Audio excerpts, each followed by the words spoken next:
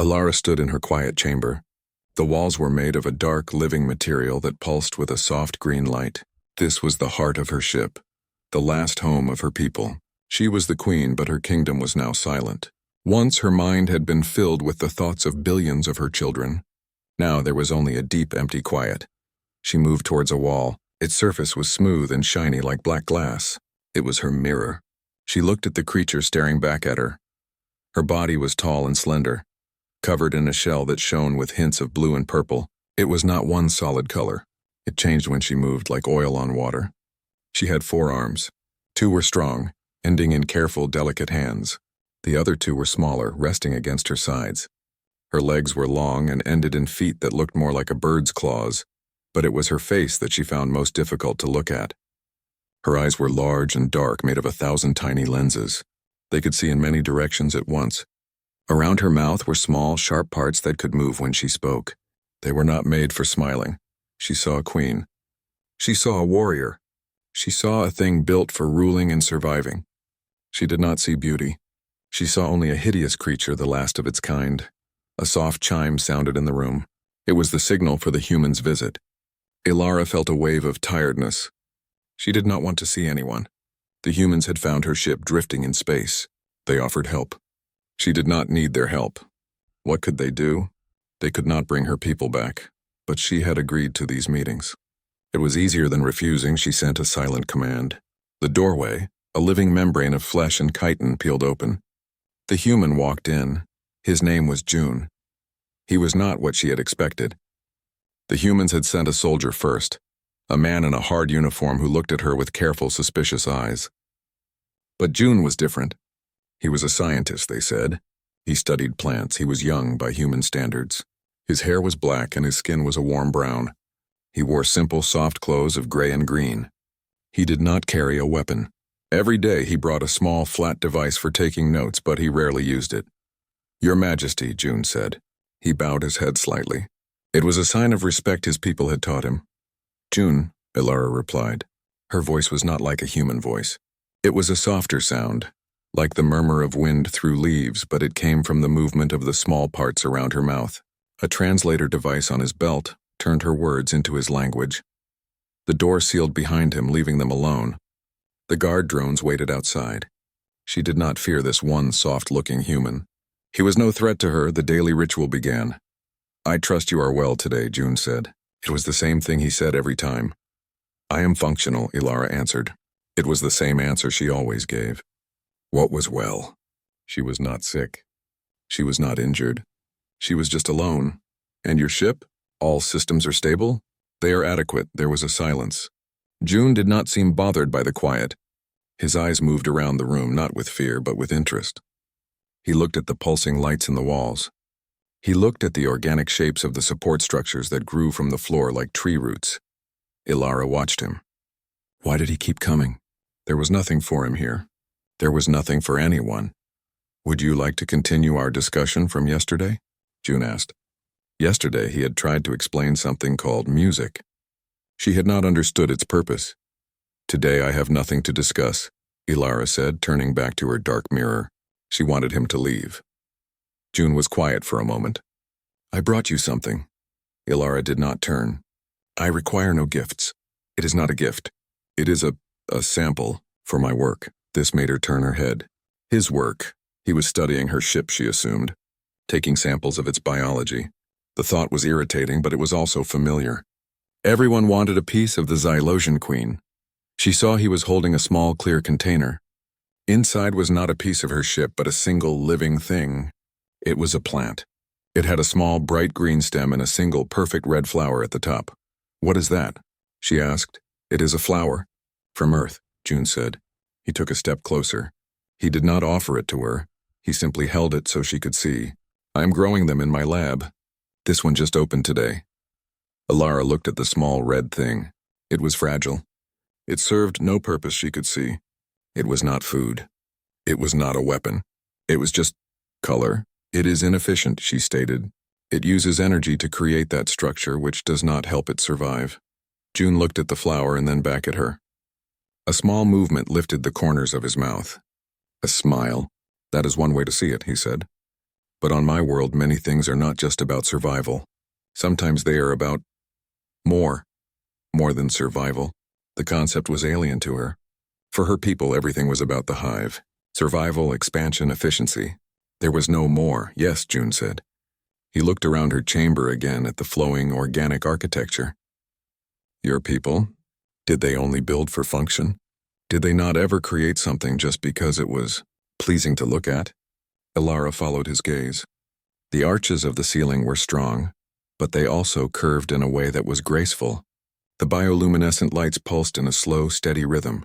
She had never thought about it before. It was just the way things were. It was the most efficient shape. It was the most logical light pattern. It is all functional, she said, her voice final. June nodded, but she could see he did not fully believe her. He did not argue. He just stood there, holding the little red flower. May I leave this here? He asked, pointing to a small, flat section of a root-like structure that grew from the floor. Why? Ilara asked, genuinely confused. For the color, he said simply. She stared at him. For the color? It was the most illogical, pointless reason she had ever heard. Yet she felt a strange curiosity. She gave a slow, single nod. Thank you, June said. He placed the container with the flower on the flat surface. The bright red looked violent and out of place against the deep greens and browns of her chamber. He did not stay much longer. He bowed again and left, the doorway ceiling shut behind him. Ilara was alone once more. The silence felt heavier now. Her eyes were drawn to the spot of red. It was a small, defiant bit of life in her tomb of a ship. It was inefficient. It was pointless, but she could not stop looking at it. She walked over to it. She reached out one of her delicate hands, but she did not touch it. Her sharp, dark claw hovered just above the soft red petals. She murmured to the empty room, her voice a soft rustle. Why? The flower, of course, did not answer. It just continued to be red. And for the first time in a very long time, Ilara felt something other than grief. She felt a puzzle she could not solve. She felt the beginning of a question about a human who saw the world in a way she could not understand. The red flower remained. It sat on the flat part of the root, a small bright spot in the dim green light of the chamber. Ilara found her eyes drifting towards it throughout the long, quiet hours. It was a distraction. At first, this annoyed her. Her focus was a tool for survival. A queen should not be distracted by a useless thing, but the distraction persisted. When June returned the next day, the doorway opening with a soft, wet sound, Ilara was standing near her dark mirror as usual. She did not turn to greet him. She heard his footsteps, the quiet rustle of his clothes. Your Majesty, he said. She gave a slight nod of her head, a gesture she had learned from him. He did not ask if she was well. He did not ask about the ship's systems. He walked over to the flower. It is still healthy, he said, more to himself than to her. The light in here is good for it. It is similar to the light under the forest canopy on Earth. Ilara turned slowly. Your people have forests that are dark like this? Oh yes, June said, his face becoming more alive. Many of them. The tall trees block the sun. It is quiet and cool. The plants that grow there are adapted to the shade. They are often very green like your ship, but they have flowers too. Sometimes a single flower on the forest floor is the only spot of color for a long way. He looked at her. It is beautiful. That word again. Beautiful. It was a human word that had no direct translation for her. The closest her language had was efficient or optimal. A well-made tool was optimal. A strong warrior was optimal. A flower in the dark was not optimal. It was a waste. Why did you bring it here? Ilara asked. Her voice was flat. June thought for a moment. To share it, he said finally. On my world, when we see something that makes us feel a certain way, we want to share it with others. What way does it make you feel? It makes me feel calm. It reminds me that life can be gentle. It can be soft. Not everything is about fighting. Ilara looked at her own hands, at the sharp, dark claws. Everything in her life had been about fighting. To become queen, to protect the hive, to survive its loss. The concept of a gentle life was as alien to her as the vacuum of space. I do not understand, she said. It was not a dismissal. It was a statement of fact. June just smiled, that small, soft smile. I know. Maybe I can show you more. His visits changed after that. He still came every day. But he stopped asking the formal, empty questions. Instead, he began to bring his world to her chamber. He showed her pictures on his flat device. He showed her vast oceans of blue water, which she understood. Water was necessary. He showed her mountains of gray rock, which were impressive in their size. But then he showed her other things. He showed her a field covered in thousands of yellow flowers, all bending in the wind. He showed her the intricate, frozen patterns of a snowflake. He showed her a night sky filled with more stars than she had ever seen. From the surface of a world without lights. He called these things beautiful.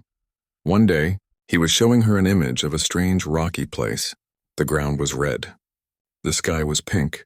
In the middle of the picture was a single, tough-looking plant with sharp spines. "This is a desert," June explained. "It is very dry. Very little water. This plant, it stores water inside itself. It is built to survive in a hard place." Elara felt a flicker of understanding. "That is logical. It is efficient for its environment." "Yes," June said. "But look," he pointed to the top of the plant. There, growing from the center of all the sharp spines, was a single, perfect pink flower. Once a year, when the conditions are right, it does this. It uses its stored water and energy to make this flower. Elara stared at the image. The flower was the same color as the sky. It was delicate and soft, surrounded by hard, sharp spines. It made no sense. "Why?" she asked, her voice a whisper. "That is a poor survival strategy. It wastes its stored resources." June looked at the picture, then at her. "It is not about survival. It is about possibility. It is the plant's way of saying, I am still here. I can still create something new. Create something new." The words settled in the quiet room. Elara looked away from the device, her eyes scanning her own chamber. It was a place of memory.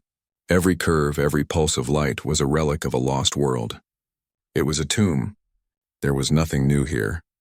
Later, after June had left, she stood before the dark mirror. She saw the same creature she always saw, the iridescent shell, the multiple limbs, the compound eyes, but her mind was on the desert plant, a thing built for survival that chose to create. One of her smaller upper hands lifted. She did not think about it. She just moved. The sharp tip of her claw touched the smooth chitinous wall next to the mirror. She pressed gently and dragged it downward. A thin white line appeared on the dark surface. It was a scar. A mark. She looked at the line. It was simple. It was nothing. Her hand moved again. This time she did not drag it down. She made a curve. Then another. She connected lines. She was not drawing a picture of anything. She was not making a symbol. She was just making marks. The pattern was not efficient. It served no purpose. It was just a series of lines and curves, flowing together like the branches of one of June's trees. When she stopped, she saw what she had done. On the wall, next to her own reflection, was a complex branching pattern. It was not like anything on her ship. It was new. She felt a sudden sharp feeling. It was not grief. It was not anger. It was something else. It was the feeling of a silent hive mind. But this time the thought was her own. And only her own. It was a strange and lonely feeling, but also a powerful one. The next day, June came in. He went first to the red flower, as he always did, to check on it. Then he turned to greet her. His eyes moved past her and saw the pattern on the wall. He stopped. He was completely still for a moment, just looking. Elara felt a strange tension. She had not meant to show him. She had almost forgotten it was there. It was a private, illogical thing. She expected him to ask what it was. She expected him to ask what it meant. She had no answer. June did not ask any questions. He walked closer to the wall, his eyes tracing the lines she had carved. He looked from the pattern to the red flower in its container, and then back to the pattern. He turned to her. His smile was not small this time. It was wide and genuine. He looked at her hideous form, at her monstrous face, and he said the word, "That's beautiful." The word hung in the air between them. It was a simple word, but it felt as heavy as a star. Beautiful. Elara took a step back. The delicate claws on her feet made a soft clicking sound on the floor. Her many hands curled inward, a protective gesture. The complex eyes seemed to get even wider, reflecting the pulsing green light of the room. June was still looking at the pattern on the wall. He seemed to think his statement was perfectly normal. He did not understand the storm he had just created inside her. He turned back to her, his smile still warm. "The way the lines flow," he said, pointing. "It reminds me of the veins on a leaf or the branches of a tree against the sky. It has life in it." Elara could not speak. Her mind was a whirlwind of confusion. He was not looking at her. He was looking at the marks she had made. The marks were beautiful, but she was the one who had made them. The logic did not connect. A tool could make a useful thing, but the tool itself was not praised. The tool was just a tool. June finally noticed her silence. He saw the way she was standing, so still and tense. His smile faded into a look of concern. "Elara, are you okay?" The use of her name, not her title, was another shock. It was too personal. It was too close. She finally found her voice. It was a low murmur, so soft the translator on his belt almost missed it. "Why?" June tilted his head. "Why what?" She gestured with one sharp hand, a frustrated sweeping motion that took in the pattern on the wall, the red flower, and then, finally, herself. "This, all of it. Why do you say these things? Why do you use that word?" She turned fully to face him. The green light glinted off her iridescent shell. She knew what she looked like to his species. She had seen the records. Humans were soft, symmetrical, fleshy. They found beauty in roundness and smoothness. They found beauty in hair and eyes of certain colors. She was the opposite of all that. She was hard, angular, and multi-limbed. Her face was a collection of sharp angles and complex, unblinking eyes. "I am a queen of the Xylos," she said, her voice gaining a little strength, edged with pain. "My form is designed for function, for command, for survival. It is a Hideous. By your own species standards, I am a monster. I have seen the data. I know what your people find pleasing to look at." She took a step closer, her tall frame looming over him. She wanted him to see her. Really see her. Not the marks on the wall, not the idea of her, but the reality. "My children are gone. My hive is silent. I am the last of a broken line. There is nothing beautiful here. There is only loss and a shape built for a purpose that no longer exists." She stopped in front of him. She spread her forearms slightly, presenting herself. Her dark compound eyes were fixed on his. "So I ask you again, human June, why? Why do you say I am beautiful?" She expected many things. She expected him to look away in fear or disgust. She expected him to stammer and take back his words. She expected a lie wrapped in diplomacy. She did not expect what happened next. June did not look away. He did not step back. He looked up at her, meeting her gaze directly. His face was serious now, but it was not afraid. He just looked at her, his head slightly tilted as if he was studying one of his strange earth plants. He did not answer her question. Not directly. Instead, he said, "I'm not looking at your function, Elara." He paused, letting the words settle. "I'm looking at you." He then pointed to the red flower on the root. "When I look at that, I don't just see a biological process. I see its color. I see its shape. I see the courage it takes to be so soft in a hard universe." He pointed to the pattern she had carved on the wall. "When I look at that, I don't see random marks. I see a thought. I see a feeling made visible. I see the hand that made it." Finally, he pointed not at her, but at the space around her, at the very air she stood in. "And when I look at you, I don't just see a queen, or a warrior, or a shape." His eyes moved slowly, carefully over her form. He looked at the way the light played across her chest plate, shifting from blue to purple. "I see the color of your shell, like the deep ocean or a twilight sky. I see the grace in your movements like a dancer. I see the strength in your silence." His gaze rose to meet her eyes again. "I see the intelligence in your eyes. I see the history. I see the one who lost everything but is still here, still standing. I see the one who carved a new pattern on a wall just to see what would happen." He took a small step closer. He was so close now she could see the different shades of brown in his eyes. "The universe that made that star," he said, pointing towards the viewport where a distant sun shone, "is the same universe that made the red flower. It made the fern. It made the pattern on the wall. And it made you." He gave a small shrug as if it was the most simple, obvious thing in the world. "I see the beauty in all of it. And you are a part of that all." Elara stood completely still. The storm inside her had quieted, replaced by a deep, resonating hum. His words were not an argument. They were not a list of reasons. They were a new way of seeing. He was not comparing her to a human standard of beauty. He was placing her within the entire universe of things he found beautiful. The stars, the flowers, the art. She was not a monster set apart. She was a part of the whole. She had asked why. His answer was because you are. She had no words to reply. The concepts were too big, too new. They floated in her mind, not yet finding places to land. June did not seem to need a reply. He saw the confusion and the deep thought in her stillness. He just smiled again, that soft, understanding smile, and turned back to the red flower. I think it might need a little more water today, he said, his voice returning to its normal, calm tone. Ilara watched him, this strange, soft human who saw the universe in a way she had never imagined. He had looked at her, at all of her, and had not found her hideous. He had found her beautiful. And for the first time, staring at her reflection in the dark mirror with the new pattern beside it, she wondered if maybe, just maybe, he saw something that was actually there. The silence in the chamber felt different now. It was no longer an empty silence. It was a full one. Ilara's mind was busy, turning over June's words like strange new stones. He saw the color of her shell.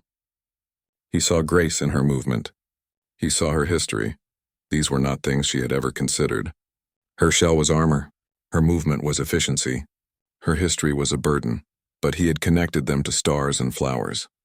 After he left that day, she did not go to her dark mirror. Instead, she went to the wall where she had carved the pattern. She ran the tips of her claws over the lines. She felt the tiny ridges where her claw had scratched the surface. It was a record of a moment, a feeling. It was not efficient, but it was. There June's next visit began the change. He did not just bring images on his device anymore. He brought objects. A smooth gray stone from a river on Earth. It was worn perfectly round by water over centuries. He called it beautiful. A piece of light, silvery wood with a complex pattern of rings. He said each ring was a year of the tree's life. He was giving her a new language. A language for things that had no purpose other than to be. And Ilara began to listen. She started to ask questions. Why this stone and not another? She asked one day, holding the smooth river rock in her main hand. It felt cool and solid. June smiled. Because of its shape. It fits perfectly in the hand. Because of its story, the water worked on it for a long time to make it like that. Story. It was another human word. Her people had records. They had data. They did not have stories for stones. Slowly, very slowly, her chamber began to change. It was no longer just the tomb of a queen. It became a place of more. In one corner, near June's red flower, she placed a few small crystalline growths that formed naturally on the ship. She had always cleared them away before. They were clutter. Now she arranged them in a small group because she liked the way they caught the light. She did not stop there. Using a focused energy tool normally meant for repairs, she began to carve other sections of the wall. She did not plan the designs. She just let her hands move. She carved swirling patterns that reminded her of June's pictures of galaxies. She carved sharp geometric shapes that echoed the structure of her own bones. She was creating. The feeling was strange and powerful. It was not like giving orders. It was not like fighting. It was a quiet personal power to make something that did not exist before. One day June came in and saw a new carving. It was a series of interconnected circles and lines flowing around a central point. He looked at it for a long time. "What is that?" he asked softly. Ilara stood beside him. "It is the hive," she murmured. As it was. The center is the core mind. The lines are the connections. The circles are the major nests. It was a memory. She had made a memory into a physical thing. She had taken her grief and her loss and put it on the wall where she could look at it. It was no longer just a pain inside her. It was outside. It was art. June did not say it was beautiful this time. He simply nodded, his face serious and respectful. "It is important," he said. "Thank you for showing me." This was the deepest understanding he had shown her. He saw that this was not just a pattern. It was her heart, carved into the chitinous wall. During this time, June also began to talk about himself. He told her why he was really here. "The military, the first people who contacted you, they were afraid," he explained one afternoon. He was helping her place a softly glowing moss on a low ledge. They saw a powerful warship, silent and alone. They saw a potential weapon. "I am a weapon," Ilara stated. "It was a simple fact. You are," June agreed. "But you are more than that." They only saw the weapon. They wanted to study it, to control it. I volunteered to come because when I read the reports, I did not just see a weapon. I saw someone who was alone. He looked at her, his expression open and honest. I could not bear the thought of it, of being the last one, of having no one to talk to. So I asked to come. I told them a xenobotanist could learn from your ship's biology. But that was not the only reason. Ilara processed this. Compassion. It was a human concept she knew of, but had never experienced. Her people cared for the hive. The individual was only important as a part of the whole. To care for a stranger, for a potential enemy. To feel their loneliness as if it were your own. This was not a weakness. It was a kind of strength her species had never known. A strength that could cross the void between stars to reach out a hand. It was the most shocking thing she had learned about humanity. Her carving of the hive mind was not the last. She made more. She carved the strange, twisting shapes of the plants June showed her. She made a small sculpture from fused pieces of waste metal, an abstract form that felt balanced and right to her. June's corner of the room was thriving. The red flower was joined by a small green fern and the patch of glowing moss. His world and her world were mixing in this one room, creating something that was neither human nor Xylosian, but something new. Ilara still saw her old form in the mirror. The iridescent shell, the multiple limbs, the compound eyes. But the meaning of what she saw had begun to shift. She no longer saw just a hideous monster. She saw the being who had carved the hive. She saw the being who was learning about river stones and desert flowers. She saw the one June saw.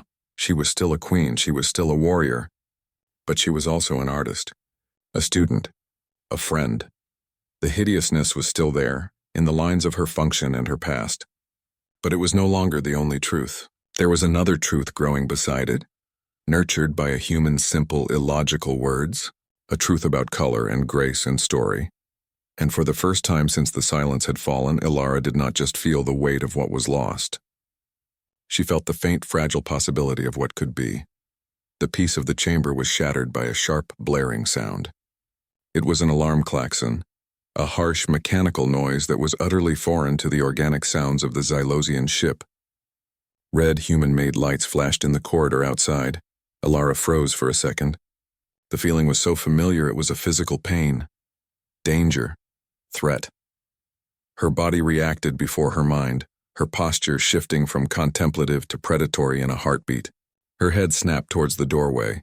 June looked up from the fern he was tending, his face confused, then alarmed. "What is that?" "Intruders," Ilara said, her voice cold and clear. The murmur was gone, replaced by the command of a queen. Data streamed into her mind from the ship's simple sensors. A ship, small, aggressive, scavenger design. "They think I am weak. They think this ship is a carcass to be picked apart." She turned to him, her multiple eyes gleaming. "You must go to your escape pod, now." June stood his ground. "What are you going to do?" "I will fight," she said. It was simple. It was what she was made for. A final hopeless stand. She would take as many of them with her as she could. She began activating dormant systems. Hidden panels in the walls slid open, revealing weapon emplacements that glowed with a menacing orange light. June watched her, his mind racing. He saw her preparing for a warrior's death. He saw the scavenger ship on the external display, a ugly patchwork vessel armed with crude plasma cannons. It was already firing, its blasts shaking the great organic ship. He looked around the chamber, at the red flower, at the carvings on the walls, at the small sculpture she had made. He thought of all the beauty she had just begun to discover. He could not let it end like this. "Wait," he said, his voice urgent. "Don't fight them their way." Ilara paused, one hand hovering over a control node. "It is the only way." "No, it's not," June insisted. He pointed at the carvings on the walls. "You're a creator. Not just a destroyer, use that. Use what we've built here." He quickly explained his idea. It was not a plan of war. It was a plan of confusion, of misdirection. It used the ship's biology in a way its designers had never intended. Ilara listened. The plan was illogical. It was not certain. It was based on human concepts of art and disorientation. But as she listened, she saw the sense in it. It was a new kind of strategy. A beautiful strategy. She gave a sharp nod. "Help me." Together they worked. June, with his knowledge of the ship's systems from his studies, identified the environmental and neural control pathways. Ilara, with her deep instinctual connection to the living vessel, directed the energy. The scavenger ship docked, its metal jaws clamping onto the organic hull. Armored figures with heavy cutting tools moved into the dark, pulsating corridors. They expected resistance. They expected laser fire and defensive drones. They did not expect what happened next. Ilara, with June guiding her, unleashed the first phase. She flooded the ventilation systems with a complex mixture of pheromones. These were not weapons. They were the scent markers of her lost hive, the smells of memory and home and loss. To the scavengers, it was a dizzying, overwhelming wave of alien emotion and information. It made no sense to them. It was psychological static. The scavengers stumbled, clutching their helmets as the strange smells triggered confusion and vertigo in their brains. Then came the second phase. Ilara accessed the ship's bioluminescent network. All the soft, rhythmic green light vanished, plunging the corridors into absolute darkness. The scavengers activated their helmet lights, their beams cutting shaky paths through the black. A moment later, the entire ship erupted in light. But it was not the normal green. It was a violent, strobing explosion of color. Reds, blues, yellows, and purples flashed in chaotic, rapid-fire patterns. It was the visual equivalent of a scream. June had helped her program the lights to flash in sequences based on human abstract art and the fractal patterns of his ferns. It was beautiful, and it was utterly disabling to the intruders. They cried out, disoriented and blinded, their weapons firing wildly into the walls. On the bridge of the scavenger ship, the captain stared at his screens. The life sign readings of his crew were going crazy. The internal scans of the Xylosian ship showed nothing but blinding light and bizarre chemical readings. There were no enemy combatants.